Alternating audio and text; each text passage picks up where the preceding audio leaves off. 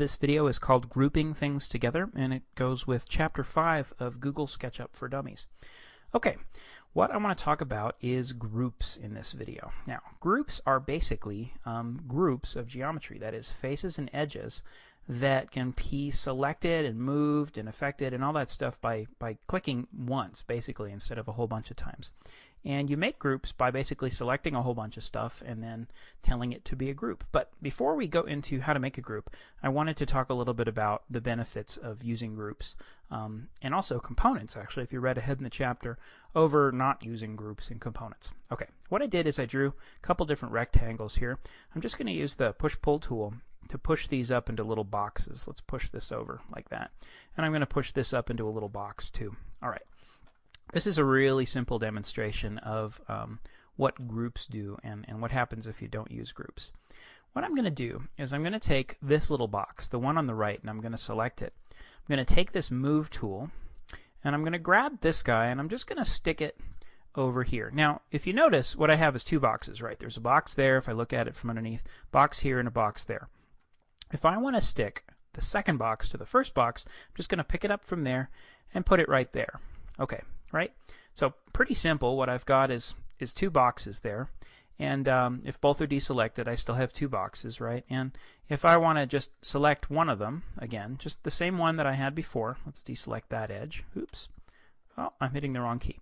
I'm going to hit Shift and click to deselect. And if I want to select all that stuff I had selected before, I'm just going to draw a little box with the Select tool around it. And I've got the first little box that I moved into position right there. Okay, so since I reselected it, I ought to be able to just move it away, right? So let's just grab the Move tool, and let's just kind of grab it anywhere on the box and move it. And oops, look what happens. It's actually stuck to the other box. Now, that might have been what you wanted actually to happen. Probably it wasn't what you wanted to happen. Now, let's talk about why that happened.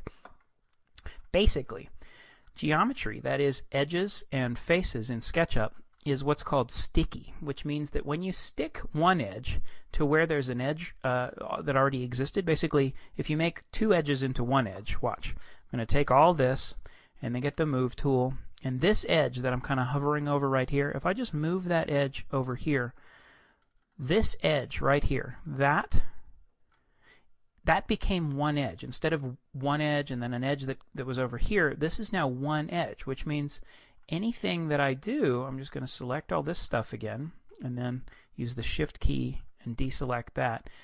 If I try and move this guy away, it's actually stuck to that again. So maybe you wanted that to happen. Probably you didn't want that to happen. The way to prevent that from happening is to use groups. Watch this. I'm going to do the same thing that I did before, but first I'm going to make this guy over here on the right a group. And I'm going to do that by doing this. I'm going to draw a thing around it, just like that. I'm going to select it and draw a selection box around it to select the whole thing. And then I'm going to right-click on it. And when I right-click, I get this whole list of options in the context menu. I'm going to choose Make Group. And when I choose Make Group, notice it gets this blue outline all the way around it like that. And that tells me that it's a group. It also tells me that it's a component if it's a component. There's no visual difference between a component and a group when you make one, but in this case I chose group, so I know it's a group. And we can get into components later. Watch what happens now. If I take my Move tool and grab this guy right where I grabbed it before and move it over here, just like that, and then deselect everything, you'll notice that it kind of looks the way that it did before, right? Except that these edges are thick. So that's kind of a tip-off for people who are experienced at looking at SketchUp models, that these two geometries haven't actually been stuck together. But watch. I'm going to go ahead and select that box again. And notice how it comes with this blue selection outline. That means it's a group or a component.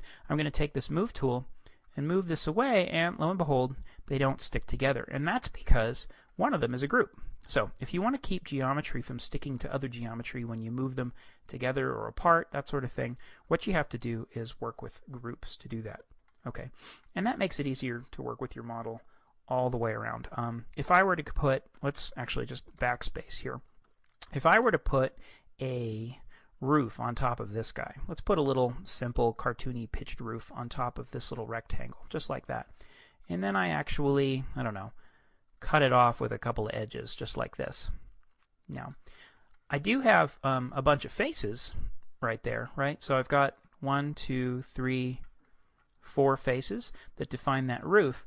Let's take the select tool and select that roof, just like this, and then use the move tool and see if I can take that roof off.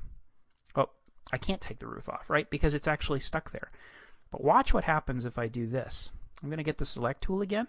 I'm going to right click on that selected stuff and say make group. And when I say that, what I end up with is this. Let's take the move tool again and move this away, and look what happened. I'm able to actually move all that stuff away because it became separated from this first object just in making it a group. And the same thing happens if you make it a component. Again, we'll talk about components in later videos and later on in the book. But that's sort of the basic operating principle there for why groups make it really, really useful. Or it's really, really useful to make groups while you're actually building models. Okay, last thing, let's talk about naming groups. A couple different ways you can do that. First way you can do it is to select the group that you want to name, right click, and what we're going to do is choose this entity info option right at the top. And what that does is it opens the entity info dialog box, and what I've got here is a little thing that says this is a group. You have one group in your model. This says it's painted with the default materials. Let's just expand this. It has some options for how it's, whether it's hidden, whether it's locked. It has some shadow stuff. I'm just going to minimize that again so that I'm not looking at all those options. It tells me what layer this group is on. We'll talk about layers later on in the book, actually, in later on in this chapter. I apologize. Okay, and more importantly, right here I can name this. So let's name it. I'm going to name that group roof. And now this group is actually called the roof. And if I go ahead and choose that thing, it's going to say you've got the roof right now. And where that comes into play is in the outliner. I'm going to go up to the window menu and choose outliner. And that opens up the outliner dialog box. And what this shows me is that I have a file called Untitled. You'll notice that it's a new file in SketchUp, so it's called Untitled. And inside my file, I have a group called roof. So I can actually rename stuff right here in the outliner. I can go to rename, and I can choose another one and call it my roof, maybe, something like that. So I can name things right here in the outliner, or I can name things up here in entity info. And notice how I changed it here and it automatically changed there. All right. So that is the end of the video called Grouping Things Together to go with Chapter 5 of Google SketchUp for Dummies.